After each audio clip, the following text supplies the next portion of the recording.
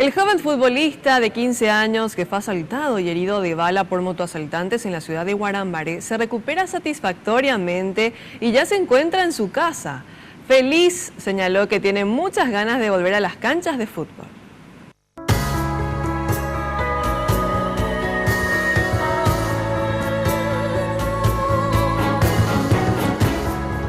El rostro de Franco refleja alegría y tiene un enorme entusiasmo de volver a jugar a la pelota.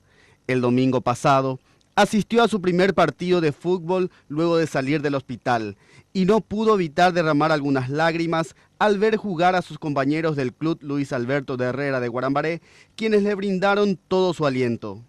Y ahora me siento mejor, ya más con ánimo ya de volver a jugar ahora. Rodeado del calor y el apoyo de su familia, continúa el camino para alcanzar su completa recuperación. Muy bien, me siento ya 100% ya ahora. Y sobre mi dolor no me duele tanto, ya no siento nada de dolor. Ya recuperándome bien todo. Es hincha del Club Olimpia y su máximo ídolo es Roque Santa Cruz. Sueña con defender los colores del albirroja en el futuro. Y a jugar a la selección, defender la casaca de la selección mayor y alguna vez ir hacia Europa. Su madre, Laura Cardoso, cuenta que la policía sigue con las investigaciones, pero hasta el momento no pudieron dar con los delincuentes. Dice la policía que están ahí en cualquier momento que hagan otra vez sus cosas y ya le tienen identificado todo eso.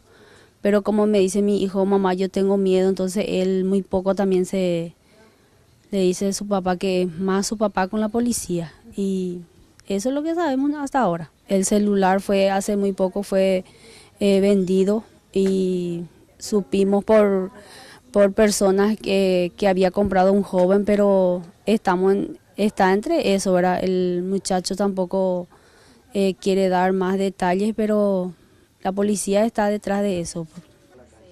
Finalmente pidieron a las autoridades nacionales brindar mayor seguridad en las calles.